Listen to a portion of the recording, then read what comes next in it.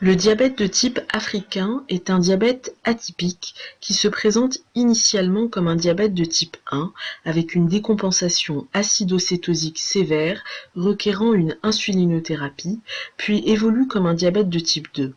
Le dosage des auto-anticorps est le plus souvent négatif. Son trait caractéristique est qu'il présente une longue période de rémission, pouvant s'étaler sur plusieurs années, durant laquelle l'insulinothérapie n'est pas indispensable et peut être arrêtée. Ce diabète est beaucoup rencontré dans les populations africaines, mais il a aussi été décrit chez les Afro-Américains et dans une moindre mesure chez des populations asiatiques. Le diabète de type africain est encore assez méconnu. On ne connaît pas sa prévalence réelle et sa physiopathologie n'est pas encore clairement établie. Il est caractérisé comme une entité à part entière depuis peu. En Afrique, il est, semble-t-il, connu depuis très longtemps déjà. Dans les années 70-80, on retrouve ainsi, dans des études nigérianes, des cas d'un diabète atypique qui se manifeste comme un diabète de type 1, mais avec des auto-anticorps négatifs, et qui évolue par la suite comme un diabète de type 2. Par la suite, la première publication qui explicite le terme de diabète de type africain comme une entité à part entière date de 1987 dans une étude menée par Winter et al. Dans cette étude, une population de jeunes Afro-Américains de Floride est décrite. Ils sont obèses pour 50% d'entre eux et présentent des caractéristiques de ce diabète. C'est à cette époque que l'on a commencé à parler d'une troisième entité de diabète. Ultérieurement, plusieurs autres études évoquent le diabète de type africain dans différentes populations, parmi lesquelles, entre autres, des adultes afro-américains, des Africains d'origine subsaharienne et de manière plus anecdotique, des populations asiatiques d'origine chinoise et japonaise. La physiopathologie du diabète de type africain n'est pas encore clairement définie. Cependant, plusieurs études tendent à développer des pistes de compréhension. Ainsi, il existerait peut-être une forme de diabète touchant les minorités et les immigrés obèses induits par un type d'alimentation. En effet, plusieurs études décrivent que les populations présentant un diabète de type 2 cétosique, d'origine afro-américaine, asiatique ou encore africaine d'origine subsaharienne et ayant émigré en Europe, étaient en surpoids avant les premières manifestations de leur maladie. De même, l'augmentation importante du diabète de type 2 chez les enfants afro-américains et hispaniques aux États-Unis, où l'obésité est un véritable problème de santé publique, souligne le lien pouvant exister entre obésité, altération des cellules bêta et diabète. Mais les modes de vie et l'alimentation ont beaucoup changé également dans d'autres pays émergents, comme certains pays du continent asiatique. Pourtant, ce diabète n'y est pas plus décrit, ce qui laisse émerger l'hypothèse d'une origine épigénétique. Le rôle de la glucotoxicité a également longuement été développé dans la littérature. Ainsi, chez les patients présentant un diabète de type 2 cétosique, il existerait une susceptibilité génétique à la glucotoxicité et au stress oxydatif induit, le tout entraînant une altération des cellules bêta. Des études ont décrit une diminution de l'activité du glucose-6-phosphate déshydrogénase chez ces patients, qui est une enzyme intracellulaire essentielle dans le mécanisme de défense contre le stress oxydatif.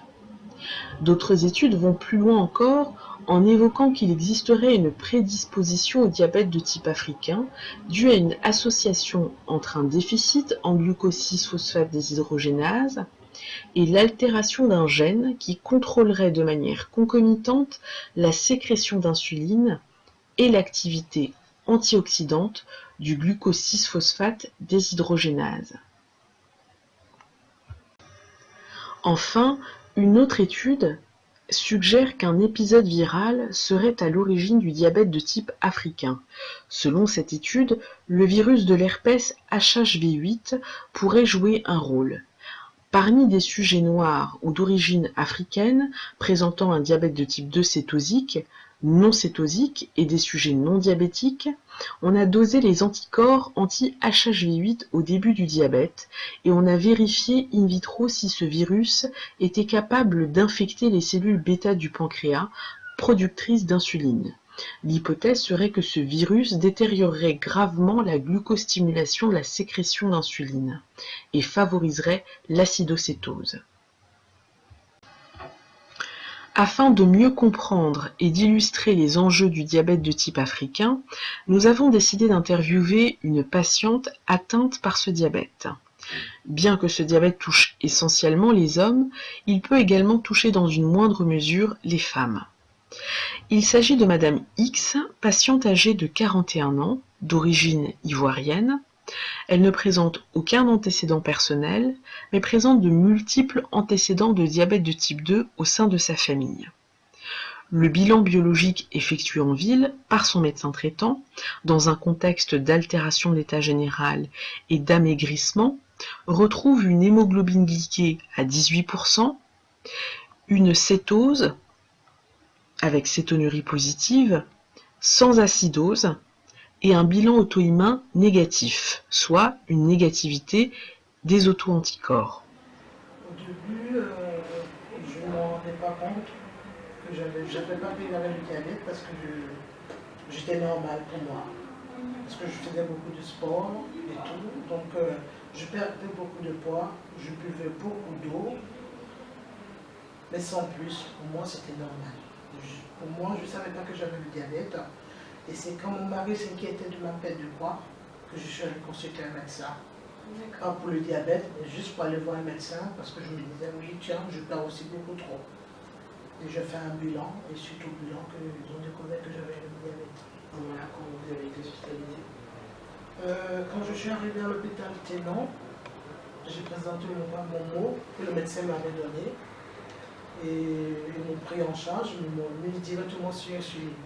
D'accord, donc insuline par voie intraveineuse. Oui, par voie intraveineuse. D'accord. Et du coup, pendant ces 3 mois, comment ça s'est passé par rapport à votre traitement? Vu qu'à l'hôpital, on m'avait un peu montré les chiffres par rapport à l'hypoglycémie ou à l'hyper, donc j'avais quand même ces chiffres-là en tête.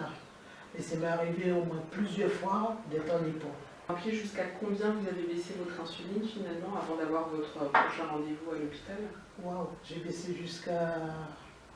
Ça m'est arrivé jusqu'à 12. De 24, je suis passé à 12. D'accord, donc ça c'est pour la lente. Pour la rapide. Pour la rapide. La lente, je suis arrivé à 14. À 14, et vous étiez à combien initialement? J'étais à 22. À 22. Oui. Donc là, vous avez consulté pour votre rendez-vous qui était prévu avec votre médecin à l'hôpital. Oui. Donc qu'est-ce qu'il est ressorti de cette consultation avec... Les 3 mois, le rendez-vous du 3e mois, j'avais une prise de sang. Et suite au résultat de la prise de sang, le médecin m'a dit que, chose bizarre, mon diabète avait tellement été stable et tout. Donc on a arrêté tout ce qui est... comment on appelle, l'insuline rapide, et on s'est mis au cachet. D'accord. Donc... Et l'insuline lente, on l'a gardée à 16. D'accord. Donc plus d'insuline rapide, maintien d'insuline lente, plus un comprimé oui. Pour le diabète. Deux comprimés un matin et un le soir. D'accord. Et est-ce que là, il y a d'autres modifications qui sont prévues dans votre traitement? Oui. Parce qu'elle m'a dit qu'il se pourrait que m'arrête la lente et que je reste que en cachet. Et durant les 3 premiers mois où vous étiez sous insuline, quand vous êtes sorti de l'hôpital et qu'il y a eu ces difficultés, où vous étiez en hypoglycémie, est-ce que vous auriez souhaité finalement avoir un interlocuteur qui vous aide dans cette diminution d'insuline et finalement... Bien sûr, parce que ça n'allait pas m'inquiéter, parce que je m'inquiétais au fur et à mesure, et vu que le risque du diabète, je ne le connaissais pas. Et je suis allée sur Internet, et j'ai vu qu'il y avait beaucoup de risques. Et c'est en fonction des risques que j'ai vu que je commençais à m'inquiéter. Donc plus je faisais des hippos, j'avais peur. Voilà, j'avais une petite peur en moi qui me disait j'espère que ça ne va pas arriver au bout. C'est grave. Parce que ça a beaucoup joué sur mon mari. D'accord. Et il s'inquiétait tellement pour moi qu'il y a beaucoup de choses qui le gênaient. Voilà, dans notre relation de tous les jours. Il y avait du changement. Quelque chose qui l'inquiète. Franchement, dès le début du diabète, il y avait beaucoup de changements dans notre relation de tous les jours. Parce qu'il pouvait s'inquiéter pour moi, il va se réveiller le matin, il va aller au boulot, il va savoir.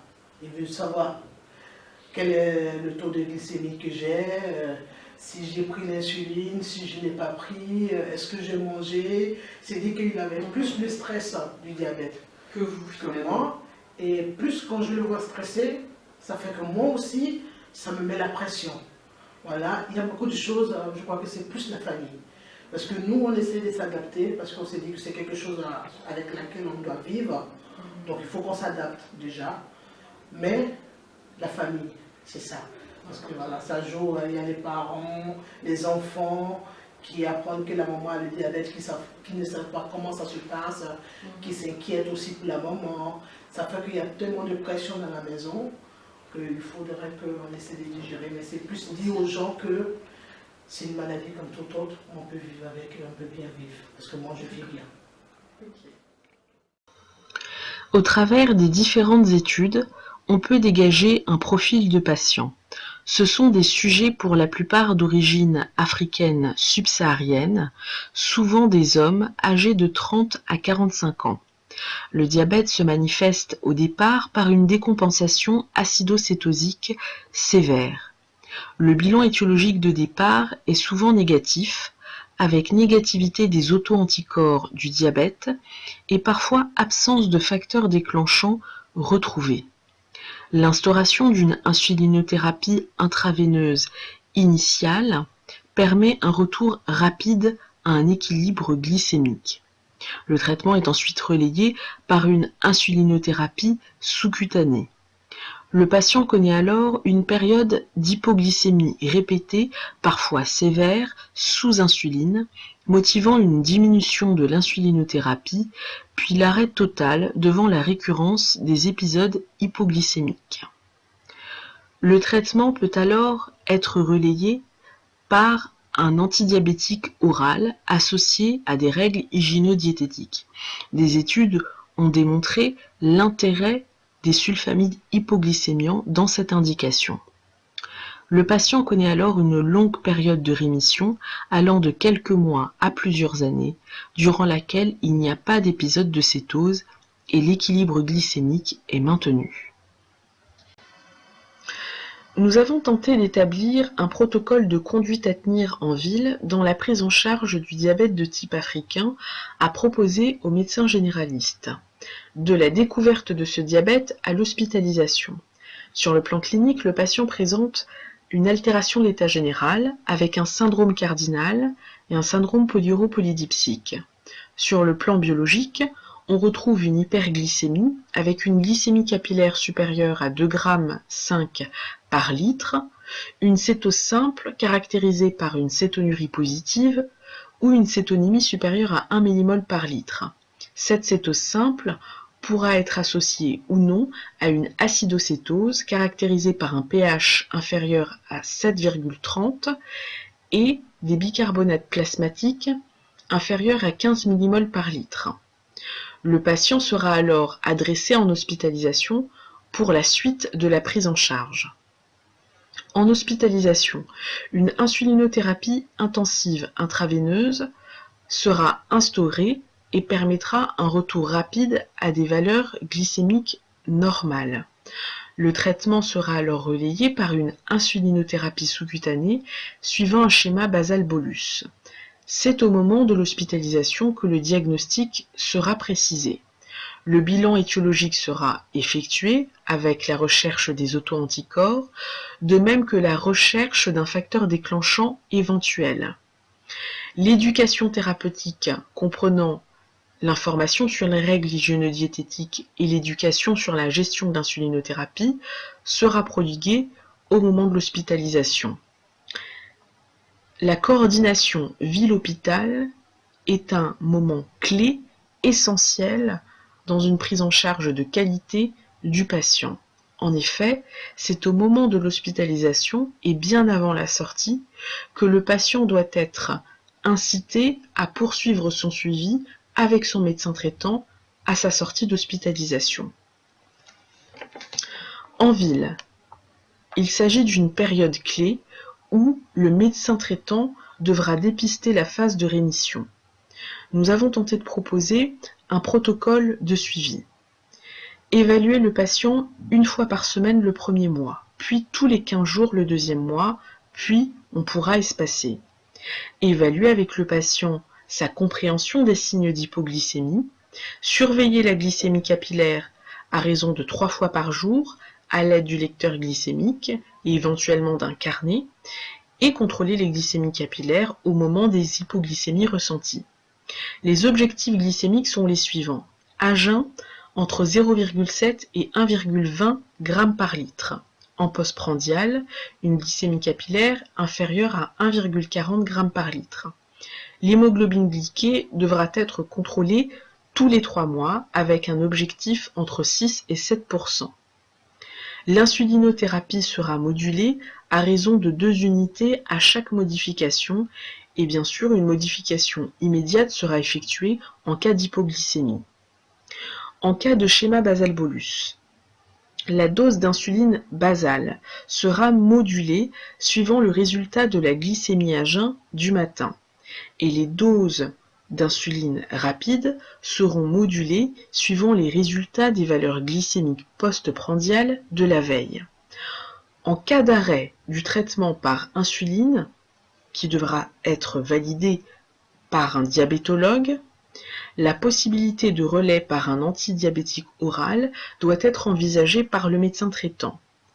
Un sulfamide hypoglycémiant devra être proposé en priorité. La phase de rémission est un moment clé dans le diabète de type africain. Il s'agit d'une période où le patient sous insulinothérapie est susceptible de présenter des hypoglycémies répétées et va devoir être à même de diminuer les doses d'insuline. C'est le médecin généraliste qui va devoir assurer le suivi de ces patients et notamment dès leur sortie de l'hôpital. Il s'agit d'un moment délicat puisque le patient doit faire face à sa nouvelle maladie mais également intégrer rapidement la possibilité de diminuer les doses d'insuline, voire d'arrêter ce traitement. Le médecin généraliste peut donc être en première ligne pour guider le patient dans cette adaptation des doses.